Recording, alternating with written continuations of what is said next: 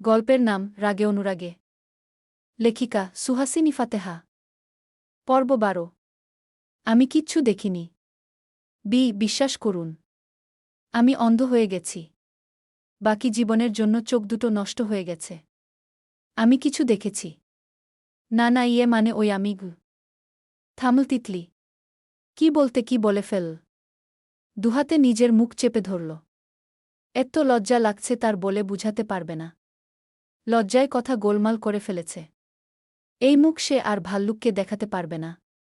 মনে হচ্ছে ফারাজের না, বরং তার কিছু খুলে গিয়েছে। ওদিকে ফারাজ খান এখনও ঠায় দাঁড়িয়ে আছেন ঠিক একই জায়গায়। তালগোল পাকিয়ে চেয়ে আছেন বেয়াদব বুয়ের কথা শুনে। সুদর্শন মুখখানায় তার সে কি সন্দিহান ভাব। তার বলিষ্ঠ পা দুটোর ঠিক নিচে মেঝেতে অপরাধীর ন্যায় ঘোরাঘুরি খাচ্ছে সফেদ রঙা তোয়ালেটা। ফারাজের কপালে ভাঁজ পড়ল গভীর। চিবুক শক্ত হল। ঘাড় ডলতে ডলতে কামড়ে ধরল নিজ নিম্নাংশের অধর। তৎক্ষণাৎ শির দ্বারা বাকিয়ে মেঝে থেকে তুলে নিল তোয়ালেটা। পরক্ষণে শক্ত মুখভঙ্গি বজায় রেখে তোয়ালেটা কোমরে পেঁচাতে পেঁচাতে সন্দেহের কণ্ঠে শুধাল। তোমার চোখের চিকিৎসা করাতে হবে বেয়াদব। না না না, আমার চোখ আপনাকে দেখেই নষ্ট হয়ে গেছে গিউ। লজ্জার চরম সীমানায় গিয়ে দাঁত খিচে শব্দটা উচ্চারণ করল তিতলি। জিভ কাটাচ্ছে বারবার। আল্লাহ! লোকটার কোনো লজ্জা নেই, আবার তার সাথে কথাও বলে। আর এদিকে সে লজ্জায় মরে যাচ্ছে। ফারাজ সোফায় বসে ট্রাউজার পরতে পরতে কপাল কুঁচকে নিল তৎক্ষণাৎ। এমনিতে মেজাজ বিগড়ে গেছে এমন ঘটনায়।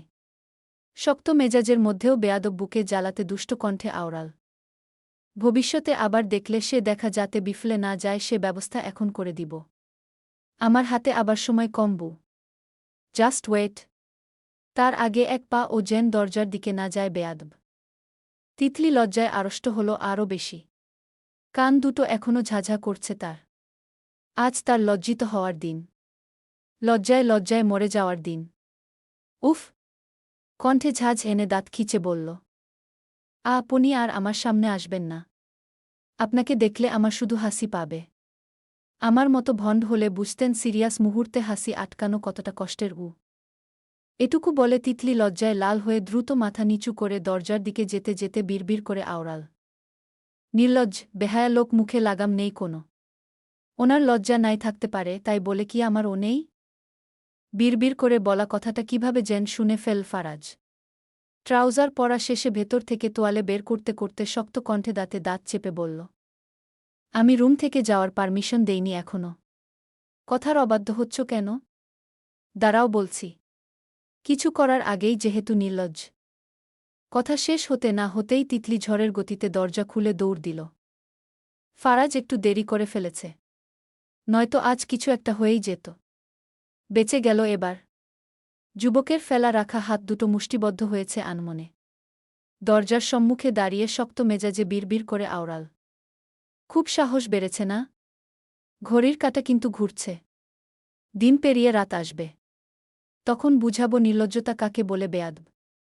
বলে আকাশসম রাগ নিয়ে ঠাস করে দরজা লাগল ফারাজ। অবাধ্য বেয়াদব বুকে সামনে পেলে কিছু না কিছু একটা হবেই। না হলে তার অশান্ত মন শান্ত হবে না কিছুতেই।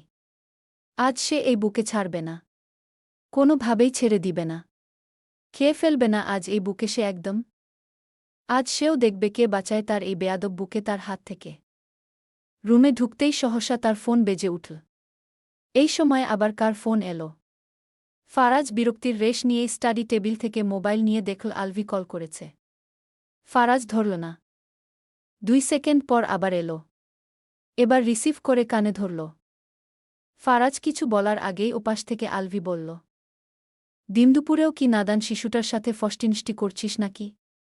এতগুলো ফোন করলাম, একটাও রিসিভ করিসনি। ফারাজের মেজাজ এমনিতে ঠিক নেই।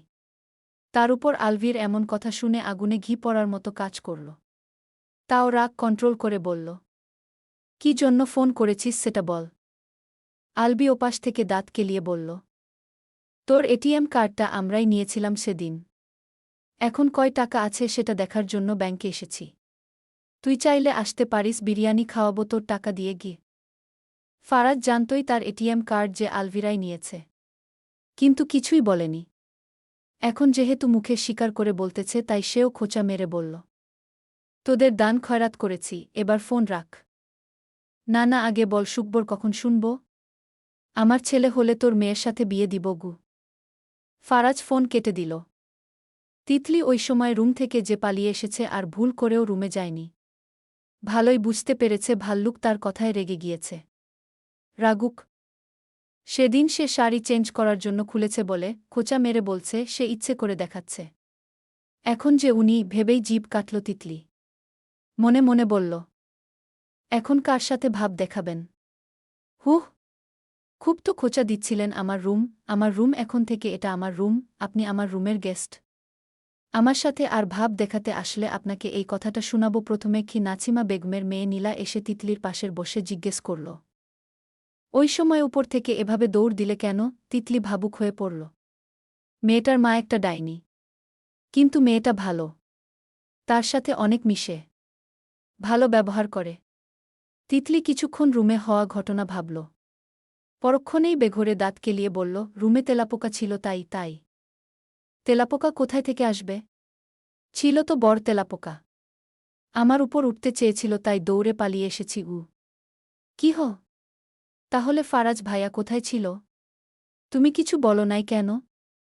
সেদিন একটা সিরিয়াল দেখলাম, বুয়ের গায়ে আরশোলা উঠায় আরশোলাকে খেয়ে ফেলছে ভাবি। আরশোলা কি আবার? নীলা ভ্রু কুঁচকে বলল, আরে ভাবি, আরশোলা মানেই তো তেলাপোকা। তিতলি চোখ বড় বড় করে অবাক হওয়ার ভান করে বলল, কি? আমি প্রথম শুনলাম। খেয়ের মাঝেই ফারিন বেগমের ডাক পড়ল ডাইনিং টেবিলে। ওরা দুজন কথা বাদ দিয়ে ড্রয়িং রুমে গেল। এতক্ষণ শাশুড়ির রুমে বসেছিল তিতলি। দুপুরের খাবার খেতে বসেছে সবাই। ফারিন বেগম ভাত বেড়েছেন। সবাই একে একে এসে চেয়ার টেনে বসেছেন। শুধু ফারাজ বাদে। আফজাল খান, ফরহাদ, হুশিয়ার সাহেব সহ ছকিনা খাতুন, ফারাজের খালা নাছিমা বেগম ও তার মেয়ে নীলা। ফারিন বেগম পুত্রবধূর উদ্দেশ্য বললেন, ফারাজকে গিয়ে ডেকে আনো তিতলিমা। মনে হয় ঘুমিয়ে পড়েছে। তিতলি সে কথা শুনে মুখ তুলে তাকাতেই তক্ষুনি ফারাজকে সিঁড়ি দিয়ে নামতে দেখল। পরনে ধূসর রঙা একটা টি-শার্ট আর কালো ট্রাউজার। মারাত্মক সুন্দর লাগছে। ফারাজ দেখার আগেই তিতলি চোখ নামিয়ে শাশুড়িকে বলল, এসে গেছেন? ডাকা লাগবে না আম্মু। ফারিন বেগম সিঁড়ির দিকে তাকিয়ে ছেলেকে বললেন, আমি আরও তিতলিকে পাঠাচ্ছিলাম তোকে ডাকতে। তোর জন্য সবাই অপেক্ষা করে আছি, তাড়াতাড়ি বসে পড়গ। ফারাজের মুখটা দেখে বুঝা দেয় যে ঘণ্টাখানেক আগেও তার ইজ্জতের ফালুদা হয়েছিল। মুখখানা তার সে কি গম্ভীর। চেয়ার সবগুলোতে সবাই বসে আছে, শুধু তিতলির পাশেরটা খালি। ফারাজ একবার বেয়াদব বুয়ের দিকে তাকিয়ে চেয়ার টেনে বসল পাশাপাশি। তিতলি কেঁপে উঠল ফারাজের উপস্থিতিতে। না খেয়েই প্লেটের ভাত হাত দিয়ে নড়াচড়া করছে। আফজাল খান সেটা দেখে পুত্রবধূকে বললেন, না খেয়ে বসে আছো কেন আম্মু? ফারাজ এতক্ষণ ধরে সব খেয়াল করছে, কিন্তু কিছু বলছে না। তিতলি শ্বশুর আব্বুকে বলল, এই তো খাচ্ছি আব্বু। ছকিনা খাতুন ভাতের লোকমা মুখে নিতে নিতে বললেন, শরম পাইতাছে নাতবু। কয়দিন বাদে ঠিক ওই যাইব। ফারিন বেগম তিতলির প্লেটে কাতাল মাছের বড় দেখে একটা খণ্ড তুলে দিয়ে বললেন, খাও মা, কিছু লাগলে বলো। লজ্জা পাওয়ার কোনো কারণ নেই। তিতলি রয়েছে কোনোরকমে বলল, জিবি আম্মু। নাছিমা বেগম মুখ বাঁকালেন। এসব দেখে তিনি অতিষ্ঠ। মেয়েকে কত বলেন ফারাজের আশেপাশে থাক। ছেলেদের দৃষ্টি হচ্ছে চম্বকের মতন। মেয়ে মানুষ দেখলি হুঁশে থাকে না, কিন্তু মেয়ে তার কথা শুনে না। হুশিয়ার সাহেব খেয়ে ফেলেছেন। পানি খেয়ে নাতির উদ্দেশ্য বললেন, আমি তোর নানিরে বিয়া করার পর থেকে নিজের হাতে ভাত খাবাই দিতাম। এহনও দি। আর এহন তো যুগ বদলাইছে, পোলাপাইন মাইনসে বিয়ার কথা হুনলেই লাফাইয়া উঠে, বকুইতেই হাগল থাকে। তুই হুশিয়ার সাহেবের নাতি হইয়া কি কইরলি রে? বলতে বলতে হুশিয়ার সাহেব পানের বাটা থেকে পান নিয়ে তাকালেন নাতির দিকে। সবাই মিটিমিটি হাসতে লাগল। আর ফারাজ রাগে কটমট দৃষ্টিতে তাকিয়ে বলল, তোমার নাতবুর দুইটা হাত আছে নানা ভাই। কজ আমার বউ, আমি যখন ইচ্ছে খাইয়ে দিব, তোমার ভাবতে হবে না। বলতে বলতে তিতলির পাশ থেকে উঠে দাঁড়াল। অনেকটা শব্দ করেই ধূপধাপ পা ফেলে সিঁড়ি বেয়ে উপরে উঠছে। আর ঘাড় ঘুরিয়ে নিজের বেয়াদব বুয়ের দিকে তাকাচ্ছে বারবার। তিতলিও কি মনে করে আস্তে করে মাথা উঁচিয়ে সিঁড়ি দিকে তাকায় দেখার জন্য। সঙ্গে সঙ্গে চোখ মিলল দুজনের। তিতলি মুখ ভেঙচি কাটল। ফারাজের নজরে এড়ায় না সেটা। বিটবিট করে আওডাল, রুমে একবার শুধু আসো, তারপর মুখ ভেঙ্গানো বাহির করব। মুখ আর মুখের জায়গায় থাকবে না গি। তিতলি পা টিপে টিপে দরজার সম্মুখে দাঁড়িয়ে বড্ড সতর্কতায় রুমের ভেতরে উকি দিল। বাপের বাড়ি যাওয়ার জন্য শাশুড়ির হাতে শাড়ি পরে সেজেগুজে এসেছে। এর মাঝে আরও কয়েকবার রুমে আসলেও তখন ফারাজ বাড়িতে ছিল না। দুপুরে কোথায়ও বেরিয়ে গিয়েছিল। কিন্তু কিছুক্ষণ আগে সে ড্রয়িং রুমে ফারাজের কণ্ঠ শুনেছে। তাহলে এখন রুমে দেখছে না কেন?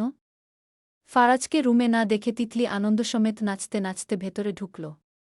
ব্যাগে নিজের পার্সোনাল জিনিসপত্র গুছিয়ে ঠোঁট উল্টে আনমনে বিড়বিড় করে বলল, নিজের তোয়ালে খুলে পড়ে গেছে, মনে হচ্ছে সব আমার দোষ। আমার কেমন করে তাকাই, যেন আমি ওনার তোয়ালে টেনে খুলে দিয়েছি।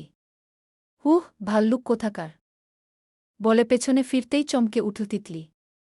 একদম সম্মুখে দাঁড়িয়ে ফারাজ। তিতলি যত্রতত্র নুইয়ে গেল। ভয়ে প্রাণ শুকিয়ে যাওয়ার জোগাড় বেচারির। চোরা চোখে একবার তাকাতে গিয়ে নাগাল পেল ফারাজের শক্ত চিবুকের। তিতলি দুরু দুরু চিত্তে পাশ কাটিয়ে যেতে চাইল। গুনে গুনে মাত্র একখানা কদম বাড়াল সপ্তদশী, আর অমনি পেছন থেকে তার নরম তুলতুলে হাতের কবজিতে টান পড়ল ভীষণ। তিতলি থমকায়। ভয়ে ভয়ে শুকনো ঢোক গিলল অলখে। মনে মনে আল্লাহ আল্লাহ করে নিজের হাত টানাটানি করা শুরু করল। ফারাজ হাতের বাঁধন আরও দি করল। রাগ তরতর করে বাল এক ছটকায় বুকে নিজের সামনে এনে দাঁড় করাল তক্ষুনি। তিতলি চোখ খিচে বন্ধ করে নিয়েছে ততক্ষণে। ফারাজ বা হাতে তিতলির কোমর পেঁচিয়ে এনে নিজের সাথে চেপে ধরে। ডান হাতে তিতলির নরম চোয়ালখানা উঁচু করে কিছুক্ষণ অমত্ত চেয়ে রইল সে। পরপরই শক্ত কণ্ঠে প্রশ্ন ছুড়ল, সমস্যা কি তোমার? বারবার আমার কথার অবাধ্য হচ্ছ কোনো সাহসে? ভয় লাগে না আমায়? তিতলির বুক কেঁপে উঠল থরথর করে। ওই সময় তো খোঁচা মারা কথা শুনিয়ে পালিয়েছে। সে কি ইচ্ছে করে শুনিয়েছে? যা হওয়ার হোক। এমনিতে তো এখন ভাল্লুকের সাথেই তাকে বাপের বাড়ি যেতে হবে। কামড় দিয়ে দৌড় দিলে যদি পরে যেতে না দেয়।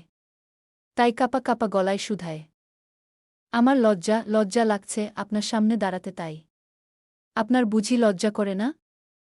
ফারাজের কপাল কুঁচকে গেল এমন কথা শুনে। জিভের ডগায় গাল ঠেলে দৃষ্টি করল তীক্ষ্ণ। পরক্ষণেই তিতলির কোমর ছেড়ে দিয়ে এবার চেপে ধরল কোমল দুবাহু। অসামান্য পায়ের গতিতে তক্ষুনি পাশের দেওয়ালের সাথে চেপে ধরল। বড্ড শক্ত করে ধরেছে। তিতলি ব্যথা পেল।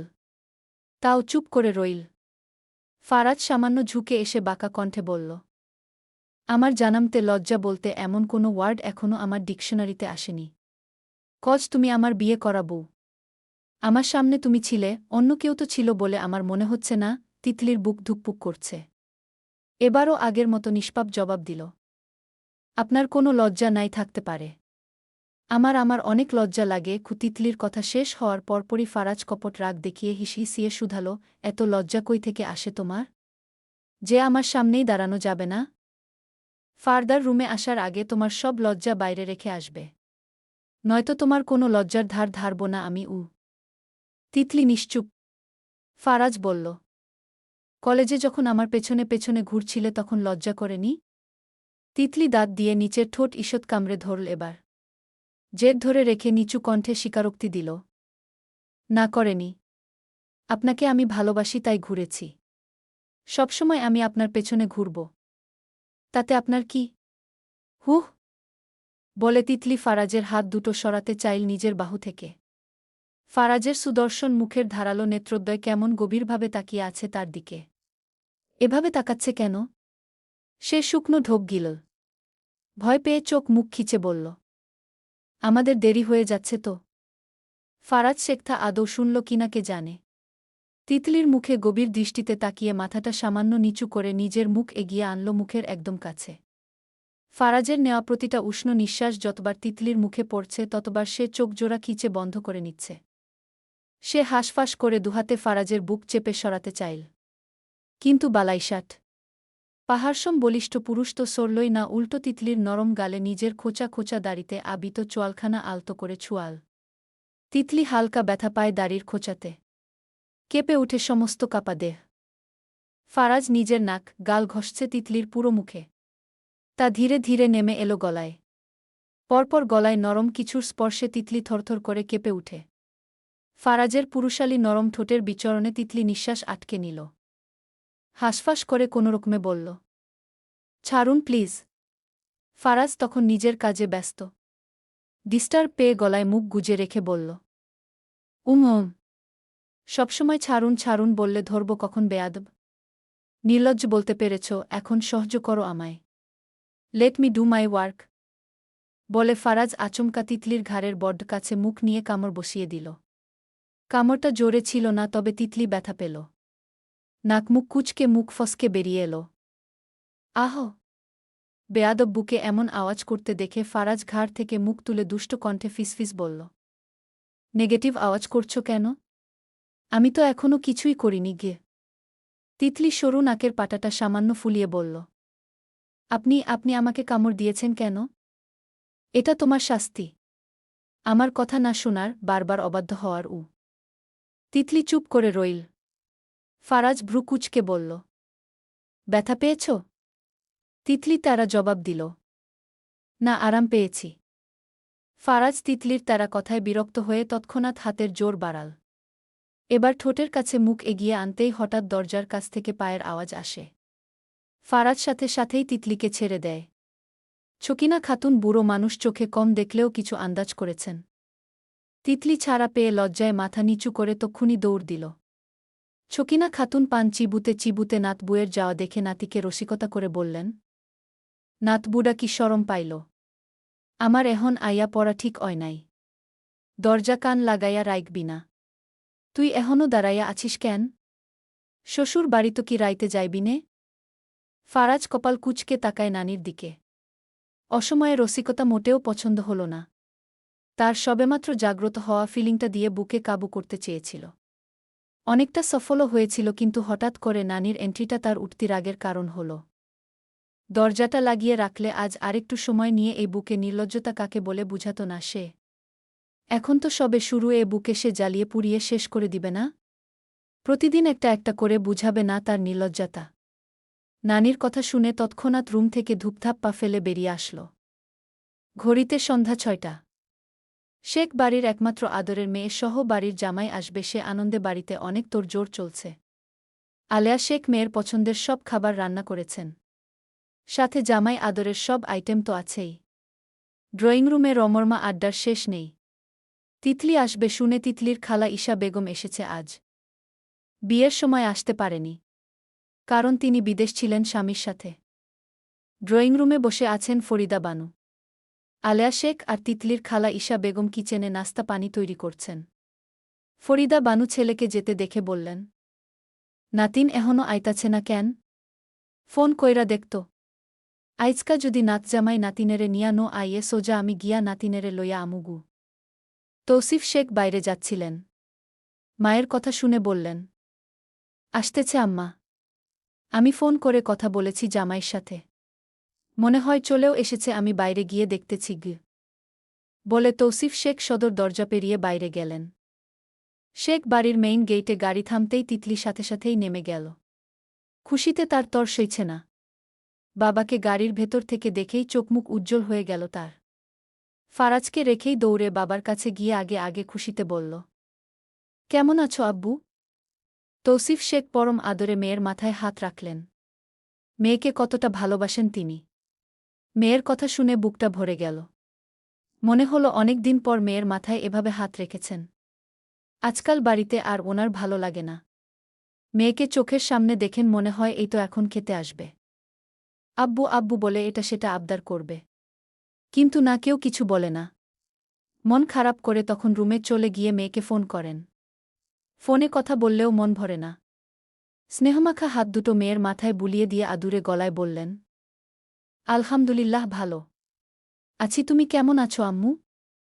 বাবার স্পর্শ পেয়ে তিতলির চোখ ভিজে উঠেছে। মুখ ফুলিয়ে বলল, ভালো আব্বু, তোমাকে অনেক মনে পড়েছে আপকু। আমি অনেক দিন থাকব। যাব না। আমারও তোমাকে অনেক মনে পড়েছে আম্মু। তোমার যতদিন মন চাই ততদিন থাকবা, ঠিক আছে? তিতলি দুপাশে মাথা দুলিয়ে আর চোখে ফারাজের দিকে তাকিয়ে মুখ বাঁকাল। নিজের বাড়ি এসে এখন আর ফারাজকে পাত্তা দিচ্ছে না। দৌড়ে বাড়ির ভেতরে ঢুকে গেল। ফারাজ খান এগিয়ে শ্বশুরের সাথে কৌশল বিনিময় করল। শ্বশুর বাড়িতে আসতে যত কিছু লাগে সব নিয়ে এসেছে, ফলমূল মিষ্টি যা যা লাগে সব। তিতলি ড্রয়িং রুমে গিয়ে সবার সাথে কথা বলল। আলেয়া শেখ মেয়েকে জড়িয়ে কেঁদে দিলেন প্রায়। ফরিদা বানু নাতিনকে বললেন, কিরে নাত জামাই কই? তুই একলা কা? তিতলি দাদুর কথা শুনে বলল, বাইরে দাদুগু। একলগে আইবি না? নাত জামাই লজ্জা পাইত ন এখন? তিতলির মনে পড়ল ফারাজ তাকে বলেছে আমার কোনো লজ্জা নেই। তাই দাদুকে বলল, উনি বলেছেন ওনার কোনো লজ্জা নেই দাদুগু। বলে উপরে চলে গেল। বিয়ে হয়ে গেছে এমনও কোনো ভাব ওর মধ্যে নেই। আলেয়া শেখ মেয়ের যাওয়া দেখে বললেন, মেয়েটা এখনও বড় হইল না, চালচলন সব আগের মতোই। কে জানি শ্বশুর বাড়িতে কি কি অঘটন করেছে গি। পর্ব ৩১-এর প্রথম অংশ। ফারাজ শ্বশুরের সাথে ড্রয়িং রুমে এসে সবার সাথে নতুন জামাইয়ের মতো কথা বলে এখন সোফায় বসেছেন। ডাইনিং টেবিলে হরেক রকমের নাস্তা, পানি, মিষ্টি, ফলমূল দিয়ে ভরা। ফরিদা বানু নামজামাইকে বললেন, নাতজামাই আইও আমরা একলগে গপ্প করি গে। ফারাজ মোবাইলের স্ক্রিন থেকে চোখ তুলে পাশ ফিরে তাকাল। বৃদ্ধ মহিলাটা তার সাথে গল্প করবে? যেমন নাতিন তেমন দাদি। সেটা সে বিয়ের দিন থেকেই টের পেয়েছে। কিছু না বললে খারাপ দেখায়। তাই সে সম্মতি জানাতেই ফরিদা বানু আস্তে করে করে বললেন, মোর নাতিন কেমন নাতজামাই? ফারাজের শৈলপ্রান্ত বেঁকে গেল এমন কথায়। গম্ভীর স্বরে বলল, আলহামদুলিল্লাহ, আপনার নাতিন লাখে একটা গু। ফরিদা বানু খুশি হলেন। মনে করিয়ে দিয়ে ফের বললেন, আগে কইছিলাম না আমার নাতিন লাখে একটা দেখলা কিভাবে মিল্লা গেল? তোমার দাদা শ্বশুর ও দেখতে তোমার লাহন ছিল। মাস্টারি কইরত গু। তাদের কথার মাঝেই তুষার আসল তখন। অয়নকে সাথে করে এনেছে। রাতে এখানে থাকবে অয়ন। ফারাজ ভাইকে দেখেই তুষার ও অয়ন দুজনেই সালাম দিল। আসসালামু আলাইকুম। কেমন আছেন ফারাজ ভাই? আলহামদুলিল্লাহ ভালো, তুমি কেমন আছো? তুষার ভদ্রতায় গম্ভীর সুরে বলল, এই তো ভালো। অয়ন পাশ ফিসফিস করে বলল, আরে শালা এখনো ফারাজ ভাই ভাই করে ডাকছিস? তোর ছোট বোনের জামাই। নাম ধরে ডাক। তুষার অয়নকে উত্তরে বলল, একটা বললেই তো হয়েছে। ফারাজ ভাই বয়সে আমার বড় হয় শালা। বয়স বা ছোট বোনের জামাই সেটা মেটার করে না, সম্মান সবচেয়ে বেশি মেটার করে। ছোট বড় বলে কথা নেই। অয়ন তুষারের দিকে তাকিয়ে বলল, বুঝলাম ঘু। তুষার ফারাজ ভাইকে বলল, আপনি বসেন ফারাজ ভাই, আমি উপর থেকে চেঞ্জ হয়ে আসি গু। তুষার চলে যেতেই তৌসিফ শেখ মেয়ের জামাইয়ের পাশে বসে বিভিন্ন বিষয়ে কথা বলতে শুরু করলেন। তিতলি শাড়ি চেঞ্জ করে এমব্রয়ডারি গোল জামা পরে গলায় ওড়না জড়িয়েছে। ওসব শাড়ি পরে থাকা যায় না। সে তো পরতেই পারে না।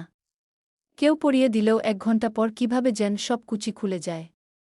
রুম থেকে বেরিয়ে ভাইয়ের রুম দিয়ে যেতে দরজা খোলা দেখে ভেতরে উকি দিয়ে দেখল রুমে অয়ন বসে আছে। অয়ন তিতলিকে লক্ষ্য করে চোখ নামিয়ে নেয়। না দেখার মতো পা দুলাতে থাকে। তিতলি ভেতরে ঢুকে অয়নকে বলল, অয়ন ভাইয়া তুমি কখন এসেছ? অয়ন আর চোখে তিতলির দিকে তাকায়। মুচকি হেসে বলল, এখন আসলাম। তো কেমন আছেন ভাবি? তিতলি লজ্জায় মুখ লাল করে নিল ভাকি ডাক শুনে। নিজেকে ফারাজের বুবু লাগে। এমনিতে তো বউ। তবে ভাবি ডাক শুনলে কেমন যেন লাগে তার। পরক্ষণেই বলল, ভালো আছি ভাইয়া। তুষার ভাইয়া কই? ওয়াশরুমে গোসল করছে। আসার পথে প্রেমিকার সাথে কথা বলতে বলতে ময়লার ডাস্টবিনে পড়ে গেছে গিউ। তিতলি অয়নের কথা শুনে চেঁচিয়ে বলল, কি হ? কার সাথে প্রেম করছে? প্রেম করছে না শুধু, বিয়ে করার জন্য উঠে পড়ে লেগেছে গি। তিতলির জানামতে তার ভাইয়ের কারো সাথে কখনো প্রেমের সম্পর্ক ছিল না। এখন এসব শুনে অবিশ্বাস নিয়ে বলল, সত্যি? কার সাথে একটু বলেন না অয়ন ভাইয়া? পেছন থেকে তুষার বেরিয়ে এলো। ওয়াশরুম থেকে প্যান্ট গেঞ্জি পরে বের হয়েছে। তোয়ালে দিয়ে মাথার ভেজা চুল মুছতে মুছতে পেছন থেকে তিতলির মাথায় টোকা দিয়ে বলল, তুই জেনে কি করবি? তিতলি পেছনে ফিরে ভাইকে বলল, বাহরে আমার ভাইয়া কার প্রেমে পড়ে ডাস্টবিনে পড়েছে সেটা আমি জানতে চাইব না? দেখি সে মেয়ের বাড়ি, চলো 2টা কথা শুনিয়ে আসি গু। অয়ন চোখ বড় বড় করে ফেল। তবে তুষারের মুখে বিন্দুমাত্র পরিবর্তন দেখা গেলে না। সে আগের মতোই বলল, বেশি বুড়ি হয়ে গেছিস তিতলি। তিতলি নাক ফুলিয়ে বলল, আমাকে বুড়ি না? তুমি 100 বছরের বুড়া ভাইয়া। আমি এখন নিচে গিয়ে আব্বুকে নালিশ দিব তুমি প্রেম করো। বলে তিতলি বেরিয়ে এলো। এর ভেতরে আরও একদিন কেটে গেছে। তিতলি এখনও বাবার বাড়িতেই। ফারাজ প্রথম রাত থাকতে পারেনি। আফজাল খানের প্রেসার বেড়েছিল সেদিন রাতে। তাকে নিয়ে হাসপাতালে যেতে হয়েছে অনেক রাতে। তাই আসতে পারেনি। কিন্তু আজকে আসার কথা। এখনও আসছে না কেন? এখন রাত 9টা। তিতলি লেডিস গেঞ্জি পরে বিছানায় কোলবালিশ জড়িয়ে শুয়ে শুয়ে ফেসবুক স্ক্রোল করছে। এটা তার আগের ফোন। বিয়ের পর ফারাজ ফোন একটা কিনে দিলেও সেটায় ফেসবুক অ্যাকাউন্ট খুলেনি। ফারাজকে দুবার কল করেছে, একবার রিসিভ করেনি। ফোন বিজি দেখাচ্ছে। মেসেজও সিন করে রিপ্লাই করিনি। কেন ফোন রিসিভ করেনি, মেসেজ দেয়নি? তাই তার কিশোরী মনে প্রচণ্ড অভিমান জমেছে। চোখ ভিজে এসেছে। তখন নিধির কল এলো। তিতলি ফোন রিসিভ করে কানে ধরল। ওপাশ থেকে নিধি বলল, কি খবর বেবি? তিতলি, ভালো নাই। নিধি, দুলাভাই থুক্কু ফারাজ স্যার কোথায়? তিতলি, আমি কি জানি? তুই জানবি না আর কে জানবে? কতটুকু ঘায়েল করতে পেরেছিস? পুরুষ মানুষ কিন্তু চম্বকরের মতো। দুলাভাই যদি তোকে এখনও কিছু না করে তাহলে সিস্টেমের সমস্যা আছে। কল রাখ নিধি। আজকে আমার মন ভালো নেই। বলে তিতলি ফোন কেটে দিল। তিতলি ফেসবুকে আবার ঢুকে ফারাজের আইডিতে ঢুকল। অ্যাক্টিভ দেখাচ্ছে। হোয়াটসঅ্যাপ এ তার কল রিসিভ করছে না। তিতলির হঠাৎ মনে পড়ল ফেক আইডির কথা। কিছু একটা ভেবে ফেক আইডি লগ ইন করল। ভাল্লুককে মেসেজ দিবে। তাকে তো চিনে না। একটু পরীক্ষা করে দেখা যাক।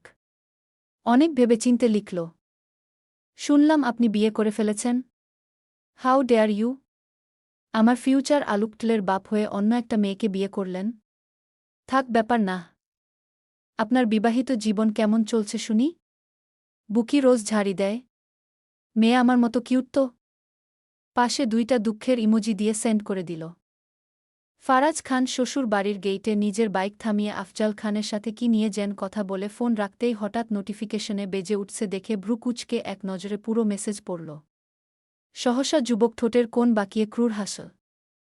ভেতরে যেতে যেতে ব্যস্ত হাতে টাইপ করে লিখল, আলহামদুলিল্লাহ, বিবাহিত জীবনে আপনার কার্বন কপি একটা বেয়াদব্বু পেয়েছি। এখন তার কাছেই যাচ্ছি 2 গালে 2টা থাপ্পড় দিতে। পরে কথা হবে অচেনা বউ। তিতলি মোবাইল নিয়ে বসেছিল। ভেবেছিল কোনো মেসেজ আসবে না। কিন্তু এখন টুং করে মেসেজের শব্দ হয়ে সে দেখল ফারাজের মেসেজ। তিতলি চোখ পিটপিট করল বিস্ময়ে। নাক টানল। কোটর সব ভরে উঠেছে। অভিমান হল তার। অনুরাগের পাহাড় এত উঁচু হল যে সব ছেড়ে ছুঁড়ে বেদুইন হতে মন চাইল। তার কল রিসিভ করে না। মেসেজ সিন করে রিপ্লাই দেই না। এখন ফেক আইডি থেকে মেসেজ দিতেই সাথে সাথে রিপ্লাই দিল। না জানি আর কত মেয়ের সাথে কথা বলে। আবার অন্য মেয়ের কাছে বলে সে বেয়াদব। বিছানা থেকে নেমে ড্রয়ার থেকে ইনজেকশন নিয়ে বসে থাকল। মনে মনে বিড়বিড় করে বলল, আজকে আসুক। এই ইনজেকশন দিয়ে আমি ছাড়া মনের সিন্ধুকে আর কয়টা বেডি আছে সব একটা একটা করে বের করব। গল্প কেমন লাগলো অবশ্যই বলে যাবেন।